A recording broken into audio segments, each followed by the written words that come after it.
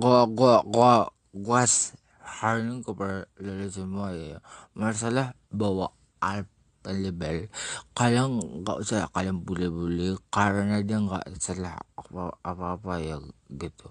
Kalau lo masih bully-bully, itu namanya lo ngiri sirik sama dia. Dia udah terkenal, harusnya lo dukung gitu. Dia masih anak kecil, masih banyak perjuangan. Gua harap lo jangan bully-bully semuanya. Kalau dia bully lo, berarti lo mau bully gue gitu. Kalau gue ya, gue kagak suka aja orang membuli-buli si bawah gitu. Salah bawah itu apa gitu kan? Lo harusnya juga berkarya. Apa karya lo gitu? Lo cuma bisa membuli-buli doang, kampret lo semuanya gitu. Dan satu hal lagi, aplikasi TikTok itu kagak salah apa-apa, bukan aplikasi goblok kampret lo.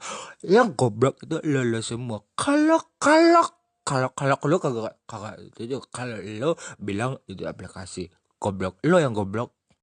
One kiss is all it takes. Falling in love with me. Possibilities. And it's like all you need. This is all it takes. Falling in